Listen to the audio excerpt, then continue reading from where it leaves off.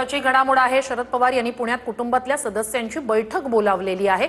सूत्रांकडून ही महत्त्वाची माहिती मिळालेली आहे। विविध विषयांवर, विविध राजकीय विषयांवर या चर्चा होण्याची शक्यता आहे। अजितदादांच्या विमान अपघातावर देखील चर्चा होण्याची शक्यता आहे। आज अजितदादांच्या निधनाला खरं तर 3 महिने उलटलेले आहेत आणि त्याच नंतर आता ही बैठक असणार आहे।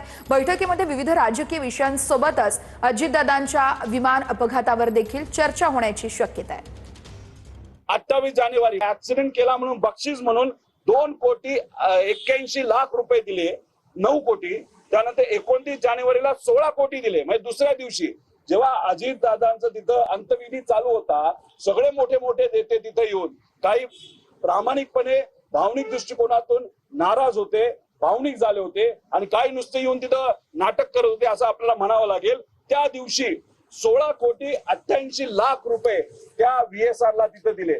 म्हणजे एका बाजूला पैसे देण्यासाठी व्यापाऱ्यांना, ट्रेडरला, आपल्या त्या कॉन्ट्रॅक्टरला देण्यासाठी पैसे नाहीत, दुसऱ्या बाजूला आपण जर बघितलं तर तुम्ही 145 कोटी रुपये हे VSR ला देतात, जेव्हा ती कंपनी ही आता ऑब्जेक्शन मध्ये त्या ठिकाणी आहे।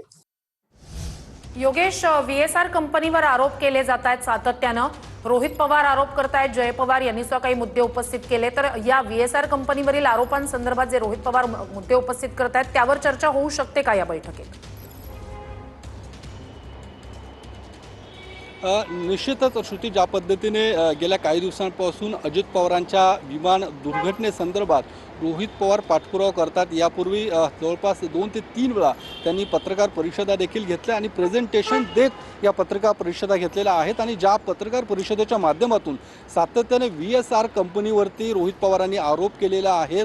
काही दिवसांपूर्वीच जय पवार यांनी देखील या VSR कंपनीच्या संदर्भातला एक व्हिडिओ ट्विट केला होता आणि त्यांनी देखील पोटनिवडणुकीच्या दिवशी ज्यावेळी त्यांना या संदर्भात विचारणा केली असता त्यांनी देखील या संदर्भात VSR कंपनीवरती, त्यांच्या या कंपनीच्या मालकावरती कारवाई करण्याची मागणी देखील केली होती। या संपूर्ण प्रकरणाचा CBI तपास व्हावा अशी देखील मागणी राष्ट्रवादीकडून केली जात होती। त्यामुळे रोहित पवार ज्या पद्धतीने या संपूर्ण दुर्घटनेसंदर्भातला जो काही पाठपुरावा करतायत त्याला कुठेतरी यश अद्यापर्यंत येताना दिसत नाही। जी कारवाई तपास यंत्रणांकडून, राज्य सरकारकडून होण्याची आवश्यकता आहे ती होताना दिसत नाहीये। रोहित पवार सातत्याने गुन्हा दाखल करण्याची मागणी करतात। त्यांनी काही दिवसांपूर्वी बारामतीत देखील या संदर्भात मागणी केली होती, मुंबईत देखील गुन्हा दाखल करावा या संदर्भात त्यांनी सातत्याने पोलिसांशी संपर्क साधला होता, त्यांची भेट देखील घेतली होती।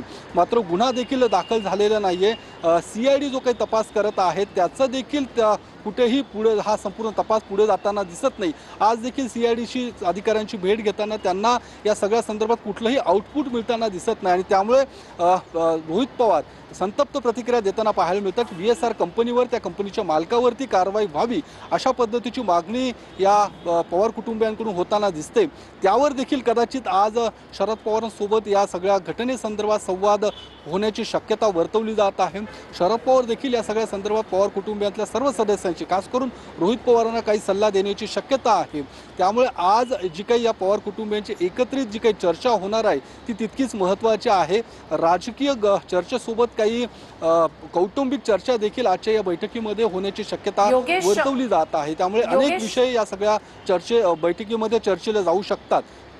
योगेश, गेल्या काही काळापासून आपण पाहिलं अजित पवार यांच्या निधनानंतर विशेषतः शरद पवार यांची प्रकृती बिघडल्याचं आपण पाहतोय। त्यांचं रुटीन चेकअप सातत्यानं रुग्णालयांमध्ये केलं जात आहे। या सगळ्याच्या पार्श्वभूमीवर सुद्धा ते कुटुंबियांशी संवाद साधू शकतात, त्यांची प्रकृती, सध्याची असलेली प्रकृती आणि या सगळ्याच्या पार्श्वभूमीवर हा पवार कुटुंबातला या पार्श्वभूमीवरचा सुद्धा संवाद असू शकतो का?